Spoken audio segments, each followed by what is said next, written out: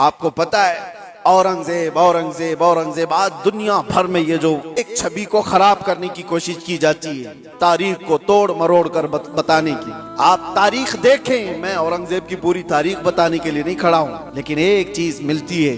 بنارس میں ایک پنڈت کے گھر ایک لڑکی تھی، جوان لڑکی، اور جب وہ جوان ہوئی، بنارس میں اس وقت جو گورنر تھا کوتوال تھا، شاید اس کا نام ابراہیم کچھ تھا، مسلمان تھا، عیاش قسم کا تھا.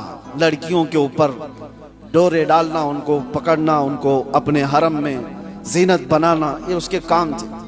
اب یہ خوبصورت جوان لڑکی پر وہ فدا ہو گیا، عاشق ہو گیا، اور اس نے کسی بھی طرح سے اس لڑکی کو حاصل کرنے کے لیے ایڑی چوٹی کا زور لگایا. اور آخر میں آ کر کے ہوا یہ کہ اس کے گھر کے اطراف حصار ہو جاتا تھا، گھیرا بندی.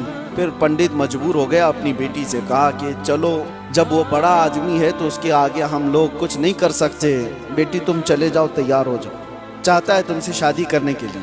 لڑکی کو اس چیز کی بالکل بھی رضامندی نہیں تھی. اس نے کہا کہ مجھے تھوڑا وقت دے دیجیے. وہ ایک اس وقت سواری لیتی بنارس سے، تاریخ میں موجود ہے، اور اس نے اسی وقت دلی کا سفر اختیار کیا جہاں اورنگزیب عالمگیر جامع مسجد میں ہوا کرتے تھے.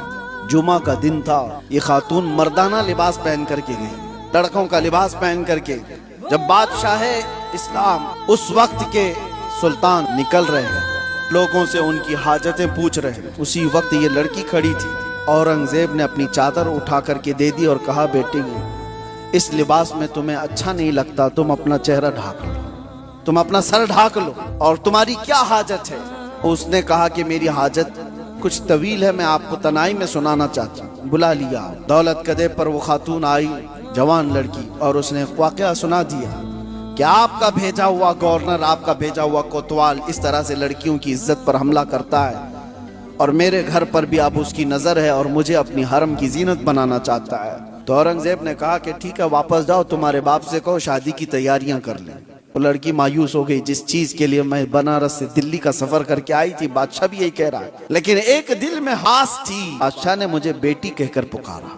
واپس وہ آئی، اپنے باپ سے کہا، بادشاہ نے تو یہ کہا. باپ نے کہا کہ بیٹا اب کہاں انصاف ہے، تم تیاری کر لو. ڈولی سج گئی اور شادی کا دن بھی آ گیا.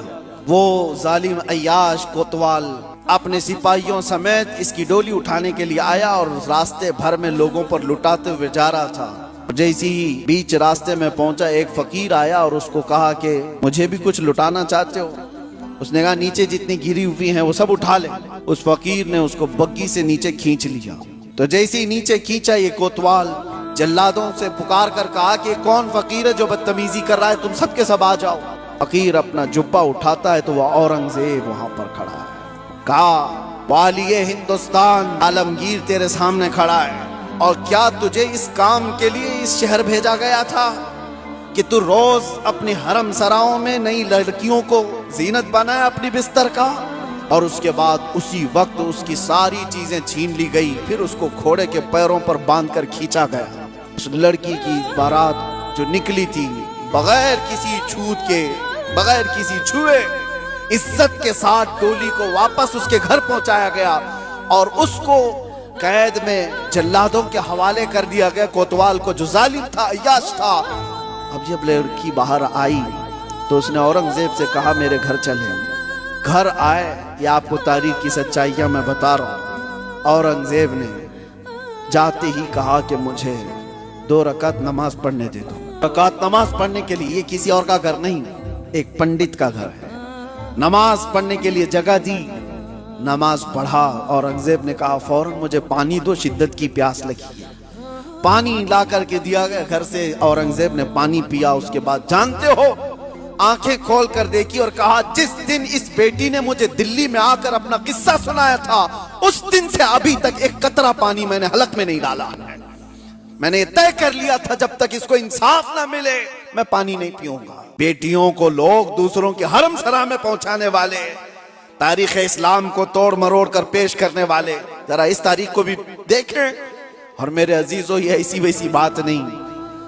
اس پنڈت نے بادشاہ اورنگزیب کے اس احسان کو یاد رکھ کر اس علاقے کو، اس جگہ کو جہاں اس نے سجدہ کیا تھا، بادشاہ نے ہمیشہ کے لیے مسجد تعمیر کر دی.